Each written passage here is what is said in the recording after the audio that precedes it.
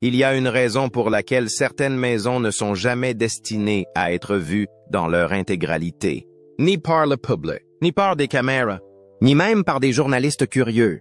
C'est pourquoi, lorsque Jesse Waters a fait allusion à quelques détails troublants qui auraient été trouvés dans la maison de la fiancée de Jeff Bezos, il a été décidé que la maison ne serait pas visible par le public, ni par les caméras, ni par les journalistes curieux.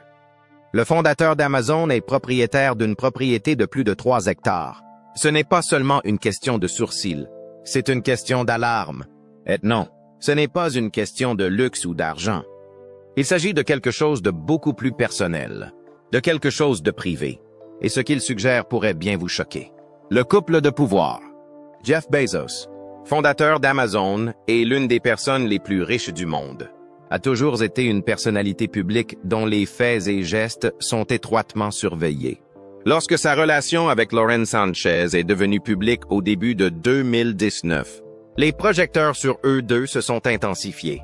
Lauren, ancienne présentatrice de journaux télévisés, personnalité médiatique et pilote breveté, a apporté sa propre reconnaissance publique à la relation.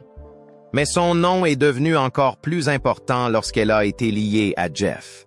Le moment où leur relation a été rendue publique a coïncidé avec le divorce de Jeff avec Mackenzie Scott, qui a fait les gros titres dans le monde entier.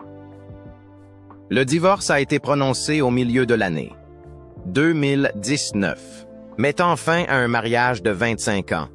Les rapports ont confirmé que Jeff conservait 75% des actions Amazon du couple et que Mackenzie en recevait 25%. Faisant instantanément d'elle l'une des femmes les plus riches du monde. Ce changement dans la vie personnelle de Jeff a suscité un vif intérêt de la part des médias, notamment en raison de la rapidité avec laquelle Lauren a commencé à apparaître à ses côtés lors d'événements très médiatisés. Malgré la controverse qui a entouré leur relation au début, Jeff et Lauren ont progressivement fait parler d'eux en tant que couple. Ils n'ont pas hésité à faire des apparitions en public et ont commencé à être vus régulièrement lors de grands galas, de manifestations caritatives et d'événements internationaux. Chaque apparition a fait les gros titres en raison du statut d'homme d'affaires de Jeff, mais aussi en raison de la présence constante du couple à des événements auxquels participe l'élite mondiale.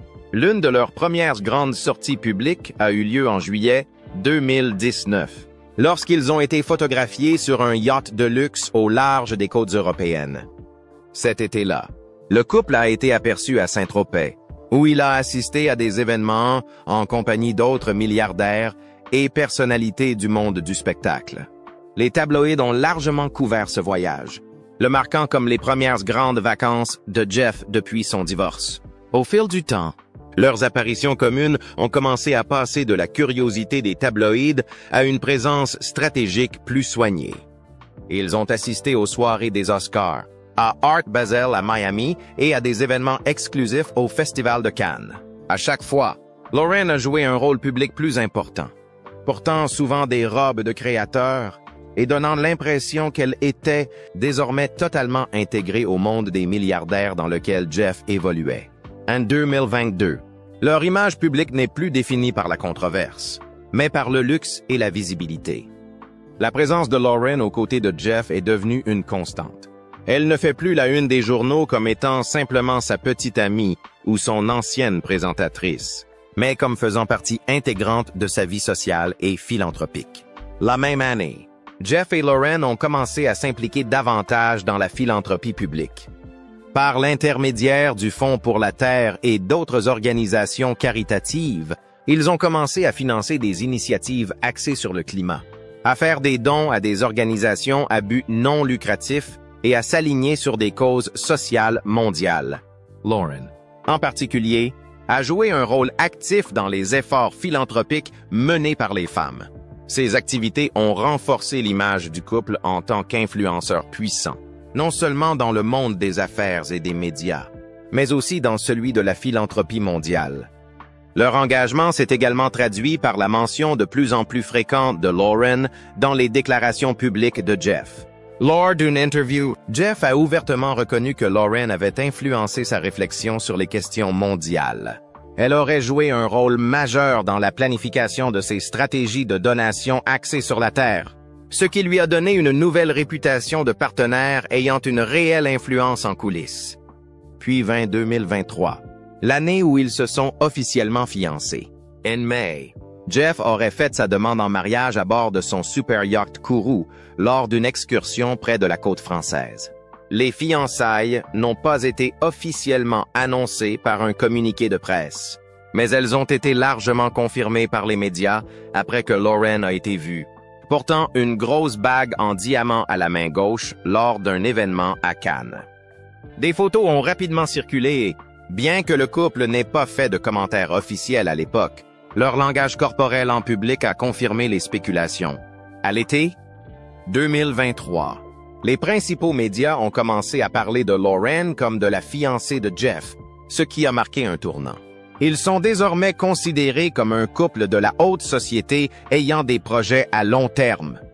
Ils ont continué à participer à de grands événements mondiaux et leur image publique a été élaborée avec une attention toute particulière à l'optique. Des tenues coordonnées, des séances de photos adaptées aux médias et la présence dans des lieux d'élite sont devenues la norme.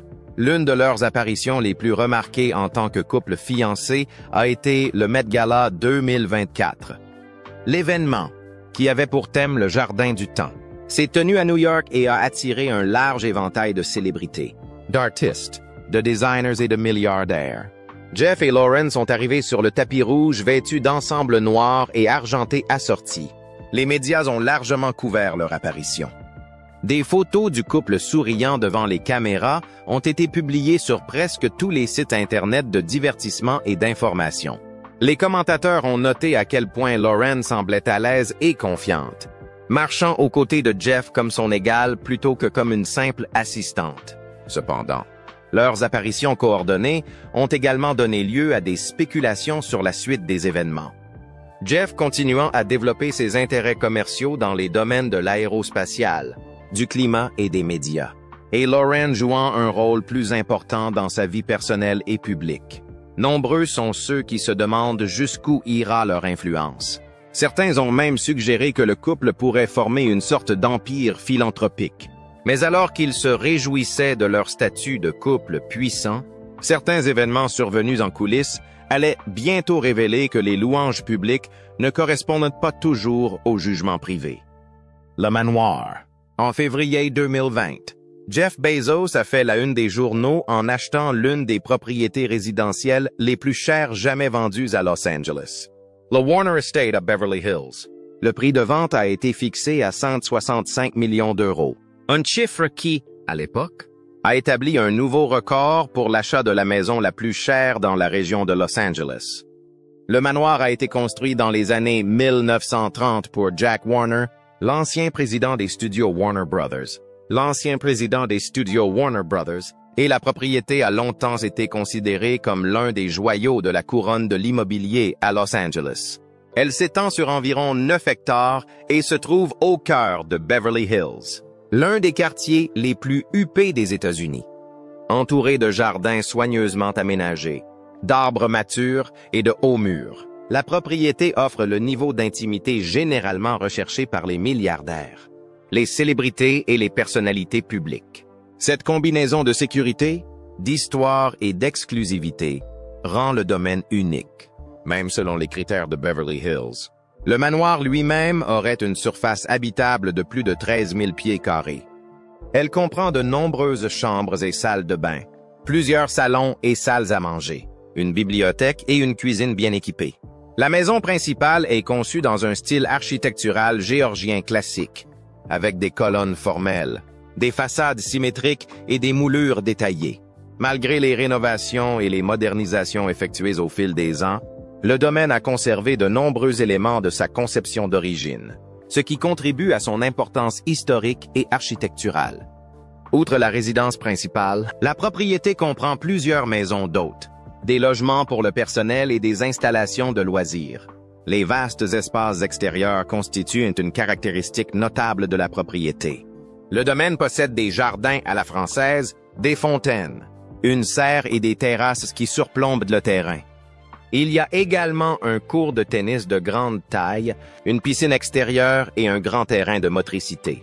Le terrain a été conçu pour accueillir des réceptions de grande envergure, ce qui correspond bien au style de vie souvent associé à Lauren et Jeff.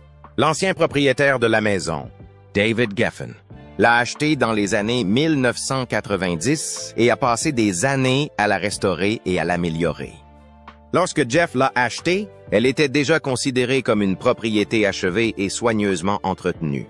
La transaction a été effectuée en privé et n'a pas été répertoriée dans les circuits immobiliers publics. Elle n'a été confirmée que plus tard par des sources proches des deux parties et a été largement rapportée par les médias du monde des affaires et du spectacle. Mais il y a un hic. La décision de Jeff d'acheter le domaine Warner a été interprétée par beaucoup comme une décision stratégique. À l'époque, il étendait sa présence en Californie du Sud en raison de l'essor des activités, de divertissement d'Amazon et de sa participation au Washington Post et à Blue Origin. Los Angeles, longtemps considéré comme la plaque tournante du divertissement et des médias, est devenu un lieu de plus en plus important pour l'homme d'affaires à mesure qu'il diversifiait ses intérêts au-delà du commerce électronique. Un autre facteur de l'achat a pu être d'ordre personnel. En 2020, Jeff avait déjà rendu public sa relation avec Lauren, originaire de Los Angeles. Elle entretient depuis longtemps des liens avec l'industrie du divertissement, notamment en tant que présentatrice du journal télévisé et pilote d'hélicoptère. La propriété de Beverly Hills a permis au couple de passer plus de temps en Haute-Terre, ville tout en conservant le niveau d'intimité et de luxe auquel il était habitué. Outre la propriété Warner, Jeff posséderait plusieurs autres biens dans la région de Los Angeles, notamment des maisons dans les quartiers voisins.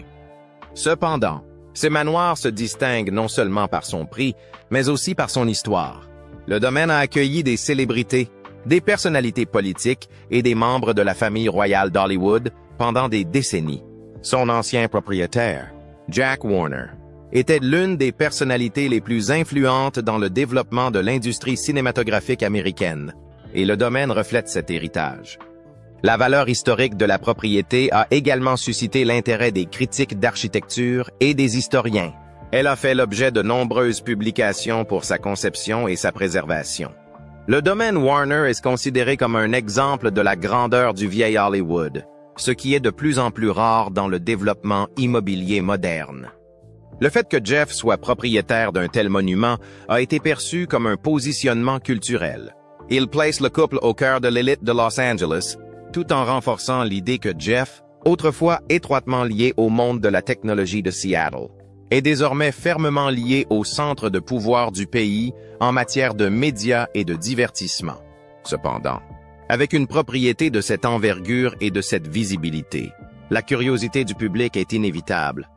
Le manoir est devenu un élément silencieux mais puissant de l'image publique du couple. Alors que l'attention se porte de plus en plus sur ce qui se passe à l'intérieur de ces murs, certaines découvertes faites dans cette propriété ont généré des histoires bien au-delà du monde de l'architecture et de l'immobilier. Activité publique. Lauren Sanchez s'est imposée dans de multiples rôles publics au-delà de sa relation avec Jeff. Alors que leur partenariat la place souvent sous les feux de la rampe, elle a régulièrement construit sa propre identité à travers l'aviation, la philanthropie et son rôle croissant dans l'exploration spatiale. Pilote brevetée depuis 2016, Lauren est la fondatrice de Black Ops Aviation, l'une des rares sociétés de production de films aériens détenues par des femmes aux États-Unis. Elle a créé cette société pour combiner sa passion pour l'aviation et son expérience dans les médias. Avant de se lancer dans l'aviation, elle a travaillé comme présentatrice de journaux télévisés et journaliste de divertissement, acquérant de l'expérience dans des émissions telles que Extra et Good Day LA. Cela lui a permis de passer derrière la caméra et de gérer des projets de films, de publicité et de documentaires. Son entreprise a travaillé avec des clients de premier plan, et Lauren est souvent vue en train de piloter son propre hélicoptère. Ses réseaux sociaux montrent parfois de brefs aperçus de ce travail, avec des photos et de courtes vidéos de divers vols, ce qui contribue à renforcer son image de personne pratique et indépendante, même lorsqu'elle travaille dans des secteurs typiquement dominés par les hommes. En avril 2025, Lauren a franchi une nouvelle étape en rejoignant un équipage exclusivement féminin à bord de la fusée New Shepard de Blue Origin. Le vol suborbital a marqué une étape importante dans sa carrière publique. Lauren est devenue l'un des rares civils et l'une des rares femmes à participer à une mission spatiale. Le vol a duré environ 10 minutes et a atteint la ligne de Kármán, la limite de l'espace reconnue par les normes internationales. L'équipage exclusivement féminin a été conçu pour attirer l'attention sur le manque de représentation des hommes et des femmes dans les programmes spatiaux. Lauren s'est entraînée pour le vol comme les autres passagers de Blue Origin. L'entraînement comprenait des exigences en matière de conditions physiques, des briefings sur la sécurité et du temps passé à l'intérieur de répliques de capsules afin de simuler les conditions réelles de lancement. Elle a parlé publiquement de son expérience avant et après la mission. Après le vol, Lauren a déclaré que la vue de la Terre avait changé sa vie. Elle s'est fait l'écho de sentiments partagés par d'autres touristes de l'espace qui ont participé à des missions suborbitales, soulignant que le fait de voir la planète d'en haut a renforcé son intérêt pour la protection du climat et les organisations caritatives basées sur la Terre. Elle a profité de l'attention médiatique suscitée par le lancement pour renouveler les appels à la responsabilité environnementale et au soutien continu de l'innovation spatiale. Bien entendu. Les médias du monde entier ont couvert le lancement avec des articles portant non seulement sur la mission, mais aussi sur les antécédents de Lauren. Certains ont mis en doute ses qualifications, tandis que d'autres l'ont félicité d'avoir contribué à normaliser la participation des femmes dans l'aérospatiale. Tout au long de cette période, elle a maintenu sa position de défenseur en mettant l'accent sur les objectifs de la mission. Malgré l'attention accrue dont elle fait l'objet, elle accorde rarement des interviews, préférant s'exprimer lors d'apparitions publiques ou de déclarations planifiées à l'avance. Ce choix l'a aidé à contrôler son récit tout en évitant les controverses souvent associées aux personnalités de premier plan. Pourtant, ce qui a été trouvé dans le manoir de la fiancée de Jeff Bezos va vous choquer. Il n'est pas bon de s'en tenir au passé. N'est-ce pas? Voici ce qu'en dit Lauren, un aperçu de l'intérieur du manoir.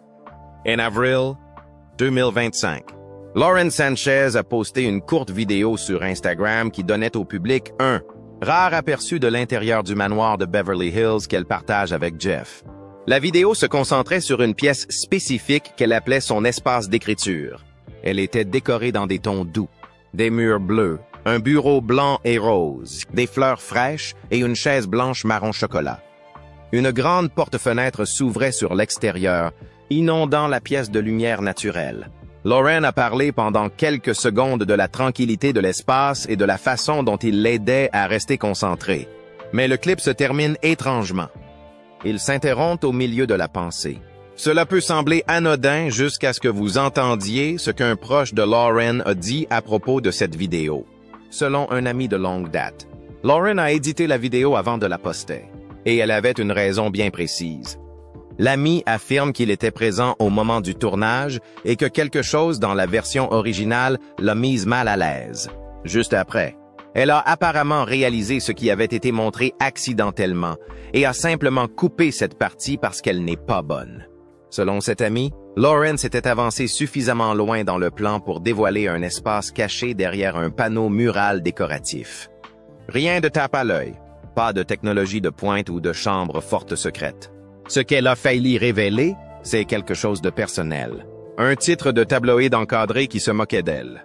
L'article, qui daterait d'il y a quelques années, la qualifiait de « crise de la quarantaine de Bezos ». Il s'est moqué de son apparence, de ses origines et a même attaqué sa carrière. Mais si vous pensez que tout cela est choquant, vous allez être surpris.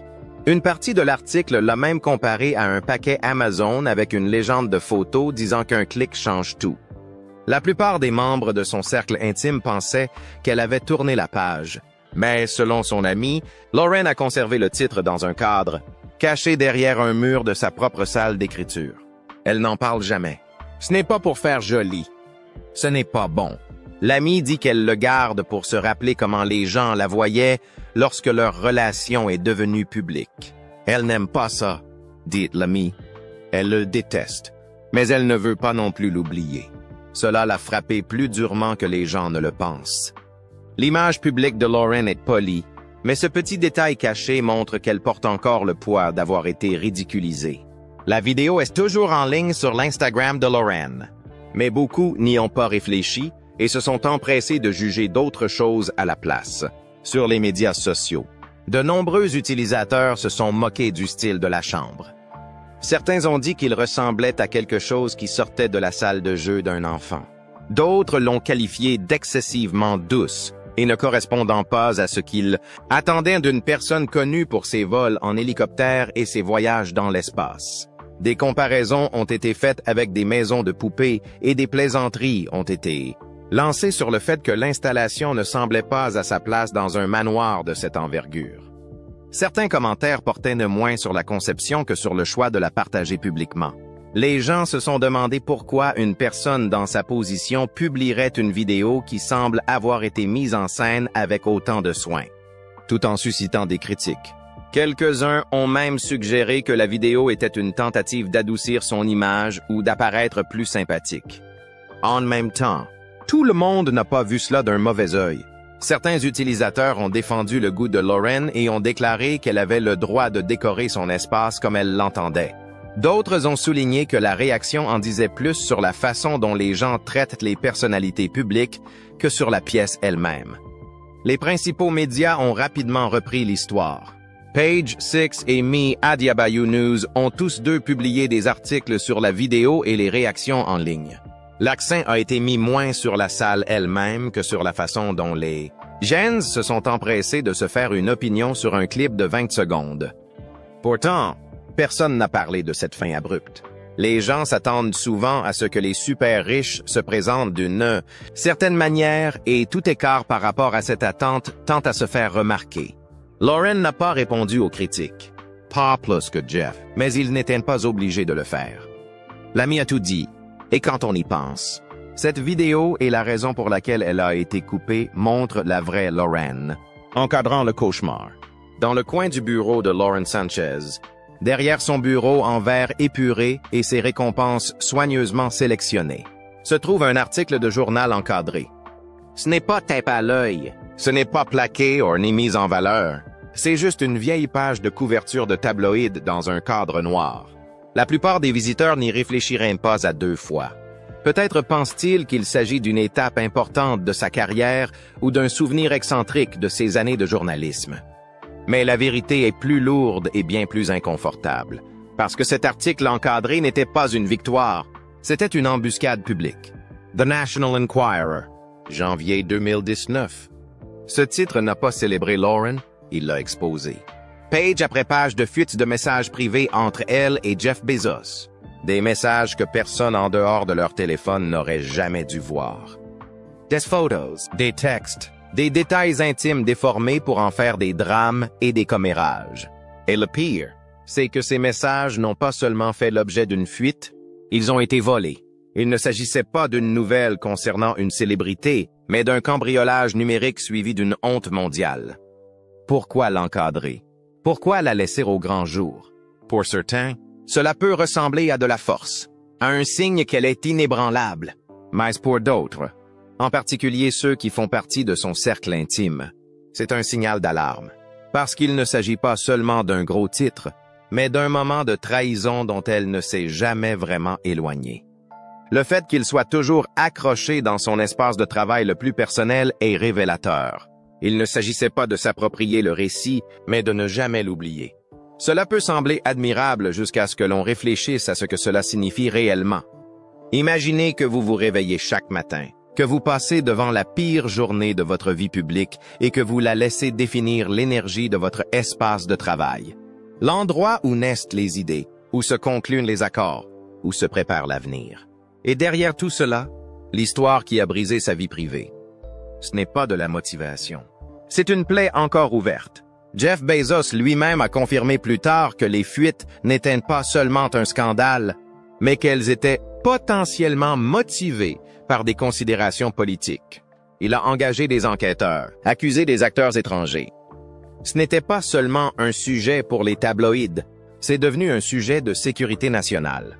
Et Lauren était le dommage collatéral, l'appât, la femme au centre du jeu de pouvoir de quelqu'un d'autre. Maintenant, voici pourquoi il n'est pas seulement étrange, mais pas bon, que cela soit encore accroché dans son bureau. parce que cela suggère qu'elle n'a pas lâché prise, ni sur la trahison, ni sur la honte, ni sur la colère.